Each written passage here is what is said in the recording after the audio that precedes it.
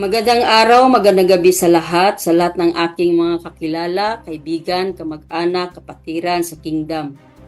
Ipagpaumanhin po ninyo ang paglabas ko ngayon sa social media dahil isa pong naghudyat sa akin na gumawa ng bidyong ito dahil sa mga lumalabas ngayon sa kasinungalingan galing sa biological sister ko na si Arlene Caminong Stone. Tama talaga ang kasabihan na pag napuno na ang salo. Matagal na akong nanahimik sa mga kasinungalingan ng babaeng ito, na siguro nga binabayaran ng mga dissidents na galing sa loob ang mga grupo ni Snakehead na mga magnanakaw din sa kaban ng Kingdom. Unang isaysay ko sa inyo, mga kababayan, Arlene Stone and I are close sisters since we are kids. In fact, ako pa mismo ang nag-aalaga niyan hanggang sa paglaki niyan at yung mga sumusunod na mga kapatid ko. Dahil since na nagkaroon ako ng kapatid na sunod sa akin, siya yun, si Arlene Stone. At sa sunod-sunod ko pang 3 kapatid na mga lalaki. Dahil nung bata pa kami, ako ang palaging naiiwan na tumatayong nanay sa kanila, habang ang nag-iisa kong nanay ay naghahanap buhay para sa amin hanggang kami lahat ay lumaki. Kahit hindi kami mayaman, pinapalaki din kami ng nanay ko sa mabuting pamamaraan through her sacrifices, at nagiging katuwang din ako sa pag-manage ng aming hanap buhay. Nag-i-invest ng nanay ko bago ako pumasok sa Kingdom. Para sa nanay ko, Nay, maraming salamat sa pagmamahal mo sa amin at pagtuturo mo rin sa akin. Pasensya na po kayo kung nagagawa ko ang video na ito para lang po sa kaalaman ng lahat na yung anak mo na si Arlene Stone ay isang sinungaling. At hindi na yan bago sa akin at sa atin dahil noon pa man kahit mga bata pa kami ay ubod na yan ng kasinungalingan. Unang-una, sagutin ko ang kanyang mga kasinungalingan na siya daw ay pinilit mag full-time worker. Arlene Stone, ikaw ang pinakasinungaling sa balat ng lupa na nakilala ko. At sad to say, mismo kapatid ko pa. Hindi po siya pinilit. I remember since 1990, pareho kami na sa high school grade. She is a young people in the Kingdom. Siya ang unang na-convert sa Kingdom while ako ay isang sympathizer at visitor pa lamang. I accept I am one of her persecutor. Dahil ang alam ko noon, siya ay naglilingkod na sa Diyos pero hindi siya nagbabago sa kanyang ugali. Pero dahil ako ang mas nakakatanda, iniintindi ko siya. Hanggang napakabigat na ng aming kapagsubukan na hindi ko na alam saan kami lalapit. Dahil nga nagkaroon kami ng stepfather at yung stepfather ko ay mayroon din 2 anak na lalaki na kung saan nagiging peligro ang aming buhay bilang mga babae. Since I am in grade 3, doon nag-start ang aking kapagsubukan na araw-araw hindi ako makakatulog ng maayos dahil natuto akong magproteksyon sa aking sarili. Dahil ilang beses na kami tinangkaan, i-rape at minumulistya ng stepfather ko at ng 2 niyang anak. May takot akong magsalita at magsumbong kahit sa mga kapatid kong lalaki dahil iniiwasan kong magkagulo ang pamilya ko. Kaya kinikimkim ko ang lahat na kami lang 2 ni Arlene ang nakakaalam. Huwag kang magsinungaling, Arlene. Alam ko na papakinggan mo ito. Lahat ng mga pinagdadaanan natin bago tayo pumasok sa Kingdom. Nasa poder kami ng aming stepfather. My mother was in Manila at that time dahil nag-apply siya for abroad. Papaalis pa lang ang nanay ko pa Manila, hindi ako masaya. Kundi kaba at takot ang nasa loob ko. Dahil nasa peligro kami ng kapatid kong si Arlene sa kamay ng stepfather ko. pero hindi mapigilan ang pag-alis ng nanay ko. Hanggang dumating ang pagkakataon, nag-decide akong lumayas sa amin, pero hindi ko alam kung saan ako patungo. Para lang masave ko ang sarili ko. Baka mapilitan akong gawin ang mga bagay na ang patutunguhan ko ay bilangguan. Dahil grabe na ang ginagawa sa amin habang kami ay matutulog, maliligo at kahit anong gagawin namin. I remember 1991 na baptized na ako sa kingdom at nagkaroon na ako ng way out na maging masaya at safe habang kasama ko ang mga workers ng kingdom. At 1992, New Year resolution ko noon. Lumuhod ako sa Ama at hiningi ko ang guidance kung saan ako pupunta. Na masave ko ang sarili ko at kapatid ko si Arlene. Kahit iwanan namin ang 3 lalaki naming kapatid para malayo kami sa kamay ng mga adik noon sa aming lugar. Kasama ang stepfather ko at mga anak niyang lalaki. Sinagot po ako ng Ama sa iba't ibang circumstansya. Arlene, huwag kang magsinungaling. Ikaw ang nagturo sa akin magtrabaho tayo sana sa club as entertainer para lang makasama sa Youth Camp 1992 ng Kingdom. Tayong dalawa nagsama maghanap ng trabaho para lang maka-join sa Youth Camp 1992. Pero nalaman ng kapatiran namin na mali yung ginawa namin dahil isa yun sa pagbebenta ng laman ang trabaho na yun. Hindi po kami natuloy. Pero kahit wala po kaming pera para sa Youth Camp 1992, nakasama pa rin kami na libre.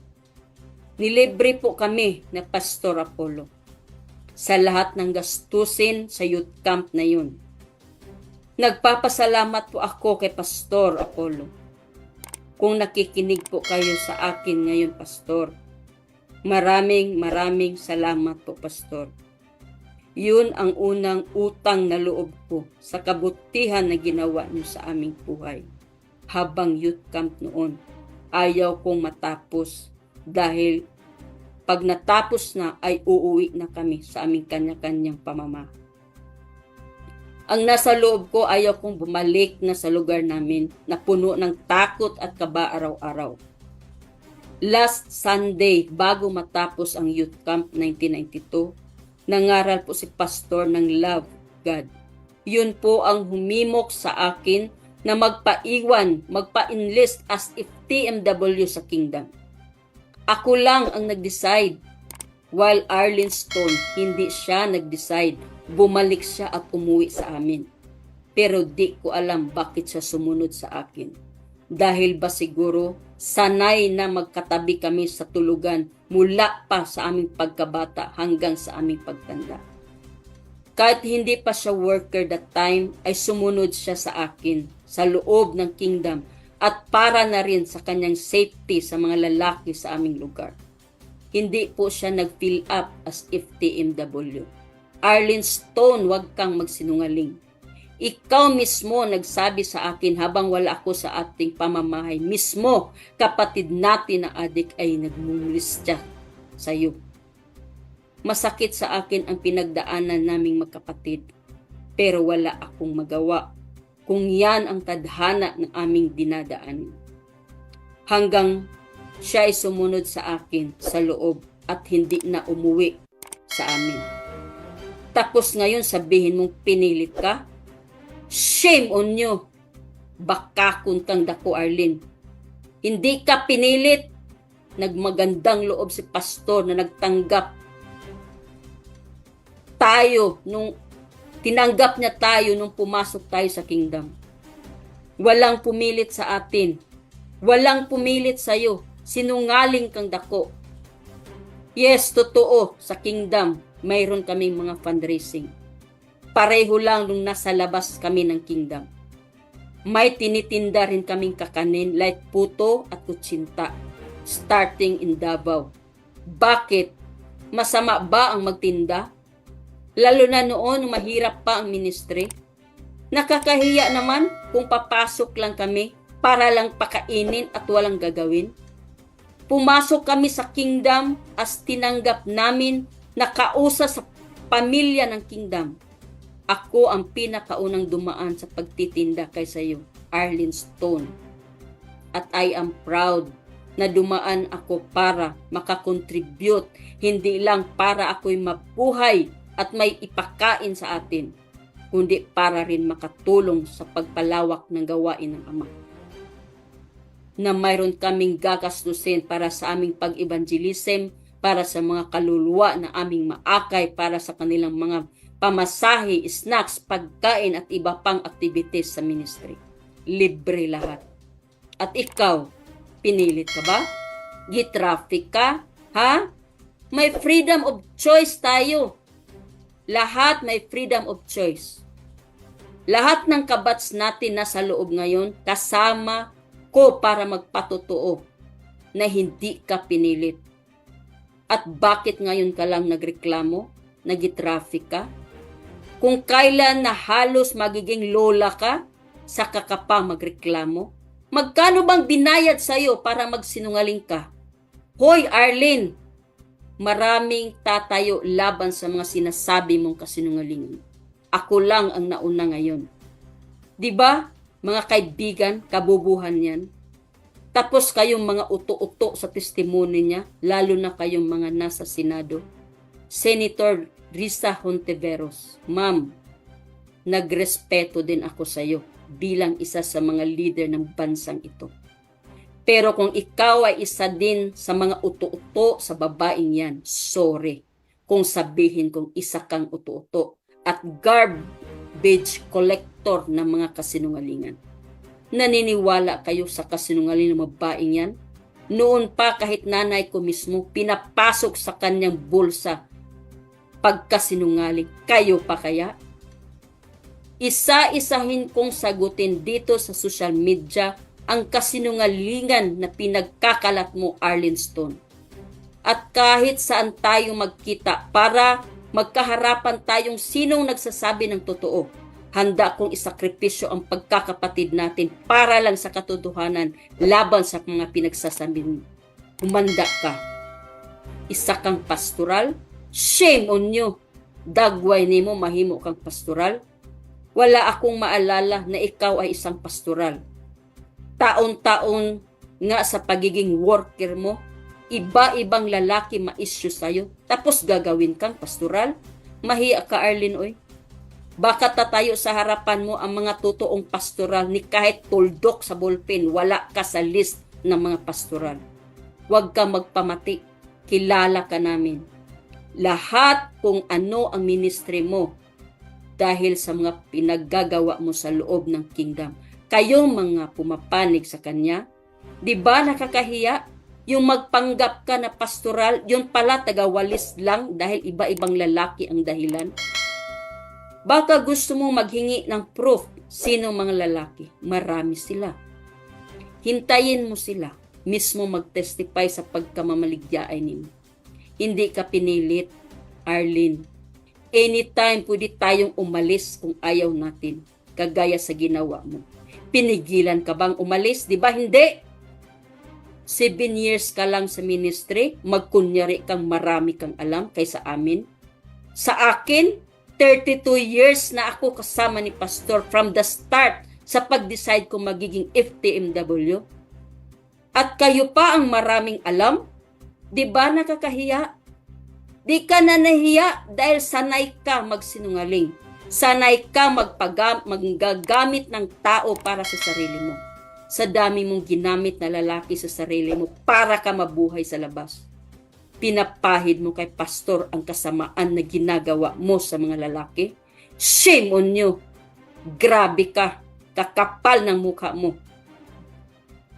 Nagagawa mong ipahid kay pastor ang mga ginagawa nyong mga babae, nagdadrama, nagipang-rape kayo, unswa, si pastor mang-rape sa inyo, wa mo kuyape. Anong beauty mayroon kayo? Kahit aso sa kusina, di kayo masikmura, si pastor pa. Baka harapin kayo ng mga pastoral na lumaki sa kamay ni pastor. Ang layo ng mukha nyo. Tapos na ginuton mo. Shame on you. Money is the root of all evil. Pakapalan na lang ng mukha para ang magtestimony ng mga kasinungalingan. Saan tayo pwede magkita? Dalhin nyo ang inyong testigo at ebidensya. Gipang-rape kayo. Ang rape sa totoong buhay, ilang lalaki na inyong gipang-beligyaan. Tapos ipahid nyo kay pastor. Wala mo giluod sa inyong kagalingon. Kapamati ninyo, no? At kayong mga FTMWs na lumabas na sa kingdom. Tinatawagan kayo, makiisa kayo sa Kanya. Well, alam ko na alam nyo ang katotohanan. Pinapakain lang kayo ng pera para baliktarin nyo ang katotohanan. Umpisahan nyong i-check at i-recall ang inyong mga track record sa ministry. Kung may nagawa ba kayong kabutihan na higit pa sa nagawa nyong mga kabulastugan sa loob ng ministry. Handa kami lahat para tumayo sa inyo. Dahil kami ang higit na nakakilala kung sino kayo habang kasama namin kayo bilang mga FTMWs. Kung ano kayo noong nasa loob pa kayo. Kaya huwag kayong magpauto sa babaeng yan. Dadalhin kayo niyan sa impyerno at sa bilangguan. I tell you. Kung mayroon man nakakilala sa babaeng yan, ako mismo.